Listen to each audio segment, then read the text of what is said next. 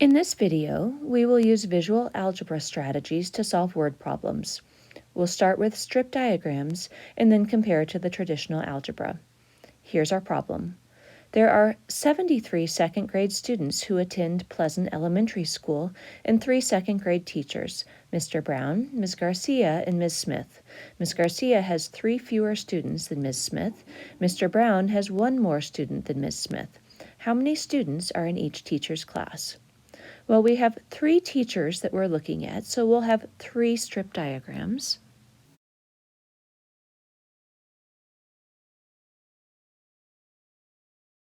Rather than start with Mr. Brown, I'm going to start with Ms. Smith. The reason for this is Ms. Garcia is compared to Ms. Smith, and Mr. Brown is compared to Ms. Smith, so she's the common link between them. Everything is based on Ms. Smith. So I'll start by drawing one long rectangle for Ms. Smith. My goal in the end is to have equal size rectangles, and I can figure out the value of one rectangle, which will give me the value of all the rectangles. So let's go to our next teacher. We have Ms. Garcia has 3 fewer students than Ms. Smith. So I know in the end I want to have the same size box, but I'm going to have to start off with a smaller one. Now, it doesn't matter how much I shave off the end here. I could have shaved more or less. It's just to record that she's missing those 3 students. Mr. Brown has 1 more student than Ms. Smith, so Mr. Brown will get a rectangle that's the same size. I'm really careful to try to get these to look like the same size. And then I'm going to add on 1 student to the end. And again, it's not important that my 3 students aren't 3 times as long here. That's just placeholders that we have. And we know that there are a total of 73 students. So now my diagram is set up and I'm ready to solve. So again, notice that I am going to try to get this such that I have 3 equal strips, 3 equal parts, and then I can figure out how many students belong in each part and adjust from there. So first, let's take 1 student out of Mr. Brown's class. But if I take 1 student out of Mr. Brown's class, then now I only have 72 students.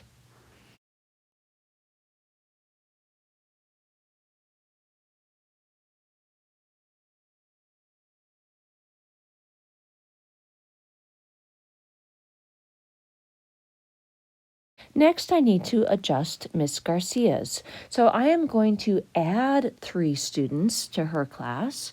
So I'm going to add on the 3 students, which means that I now have 3 more students in the total. So now I have 75.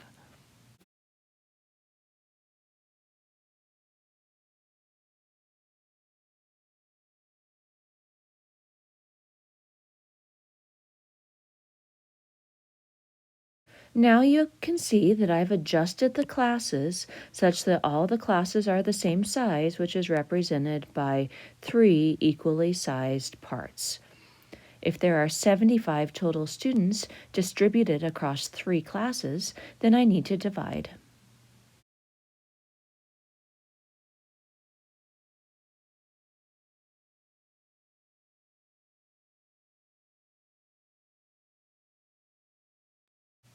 When I write an equation and give each number a unit, a label, then I call that an annotated equation. These are helpful because it tells us what the numbers represent and where they came from. So now I can answer the question, how many students were initially in each class? Well, Miss Smith had 25. Mr. Brown had 1 more than 25, so he had 26 students. And Ms. Garcia had 3 fewer students than Ms. Smith, so she had 22 students.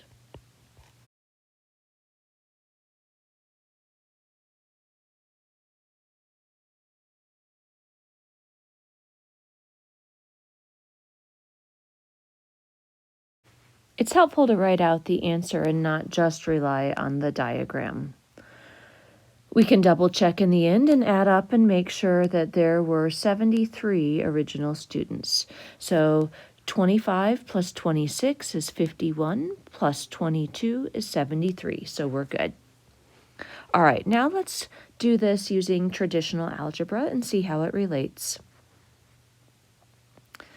I have three quantities that I'm interested in, the number of students in each teacher's class. So I'm going to just define some variables, x, y, and z, and I know that if I add x, the number of students in Miss Smith's class, plus y, the number of students in Miss Garcia's class, plus z, the number of students in Mr. Brown's class, then I'll have 73 total students. That was given. And then I also know that I can rewrite Mr. Brown and Miss Garcia's totals in terms of Miss Smith's totals. So let's see here. That's going to be what we did up here. Mr. Brown has one more than Miss Smith, and Miss Garcia has three less than Miss Smith. So I'm going to say z equals x, the number in Miss Smith's class, plus 1, and y equals x, the number in Miss Smith's class, minus 3. I can use substitution then, and I can replace the z in this equation and write z in terms of x. I can replace the y in our combined equation because I know y in terms of x.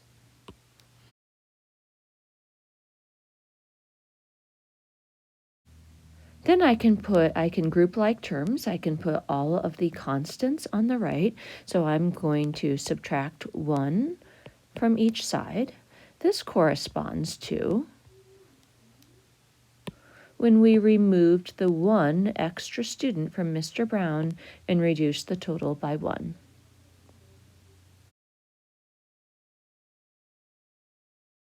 Then I can add 3 to each side. This corresponds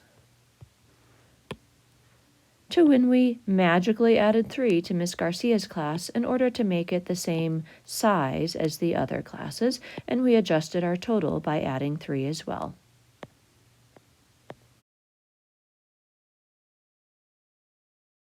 Now we combine our x terms. And to solve for x, since it's 3 times x, I'm going to divide by 3, and x equals 25. So this dividing by 3, we combined the x's into one single term, 3x, and then divided by 3. Well, that's up here when I thought about all of my collective classes, all 3 classes, and I took these 75 students and distributed them evenly between the 3 classes. So here we had 75 divided by 3. We can record our final answers, right? We have 25 students in Miss Smith's class. I'll subtract 3. That'll give me 22 students in Miss Garcia's class. And I can add 1 to 25, and that'll give me 26 students in Mr. Brown's class. So we end up with the same answer, 2 very closely related solution processes.